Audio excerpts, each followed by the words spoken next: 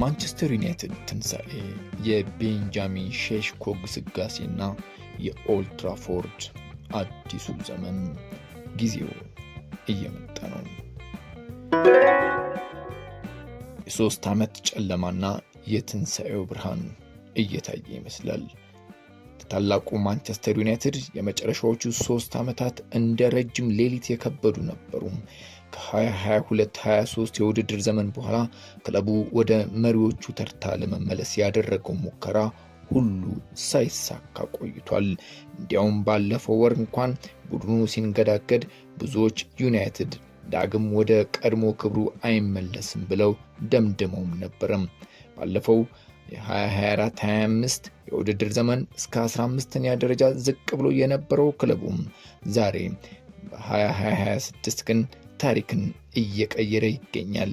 ዩናይትድ በፕሪሚየር ሊጉ የደረጃ ሰንጠረዥ 3ኛ ደረጃ ላይ ተመልሶ ሲገኝ ይህ ድንገተኛ ለውጥ ጥሩ የተጫዋቾች ስብስብ ቢኖረውም አዋህዶ በአግባቡ የሚመራ አሰልጣኝ እጥረት እንደነበረ ግልጽ ነው። ክለቡን ከውድቀት ያወጣውን የስሎቫኒያውን ጎል ማሽን፣ የመሃል ሜዳዋን ሞተሮችና ወደ ቻምፒየንስ ሊግ መመለስ የሚያመጣውን የፋይናንስ ለውጥ በዝርዝር እንመለከታለን። ስዩም ፍቃዱ አብራችሁ እንድትቆዩ በአክብሮት ጋብዛለሁ።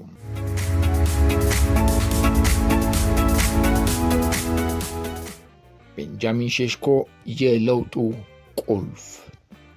ዩናይትድ በ2025 ክረምት በ76.5 ሚሊዮን ዩሮ አውጥቶ ቤንጃሚን ሼሽኮን ሲያስፈርም ብዙዎች ዝውውሩን እንደ ትልቅ ስጋት አይተውት ነበር። ሆኖም ሼሽኮ በሜዳ ላይ ያሳየው ብቃት የሂሳብ ስሌቱን የቀየረ ሆኗል። 1 ሜትር ከ95 ሴንቲሜትር የሚረዝመው ይህ አጥቂ የዝላታን ኢብራሂሞቪች አይነት ግዙፍ አካልና የዊንገር አይነት ፈጣን ሩጫ ባለቤት ነው። በ2026 መጀመሪያ ላይ በሰዓት 35.31 ኪሎ ሜትር የፈጠነበት አጋጣሚንም አስመዝግቦ ነበር።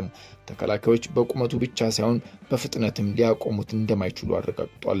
ሼሽኮ በዩናይትድ ቤት ያስቆጠራቸው ግቦች ብዛት ብቻ ሳይሆን ግቦቹን የሚያስቆጥርበት መንገድ ክለቡ ላጣው ቁጥር 9 ትክክለኛ ምላሽ ሆኗል።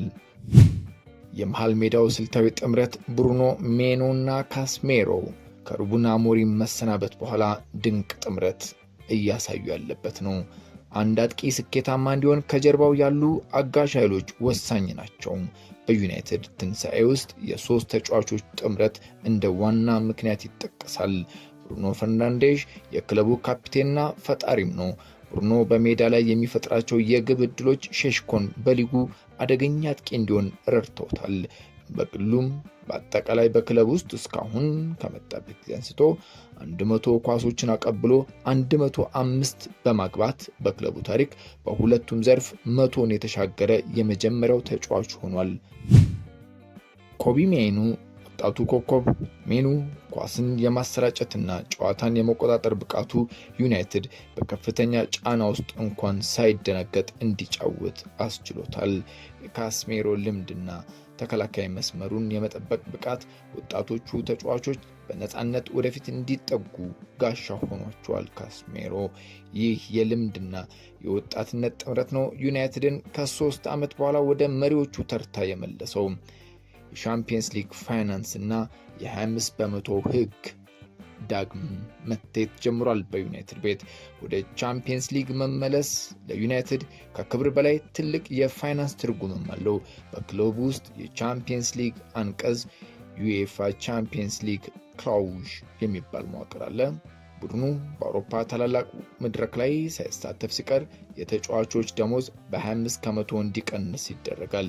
ይህ ህግ ክለቡን ከኪሳራ የሚጠብቅ ቢሆንም ተጫዋቾቹ ግን ወደ ቀድሞ ደሞዛቸው ለመመለስ ከፍተኛ ጥረት እንዲያደርጉ ይገፋፋቸዋል።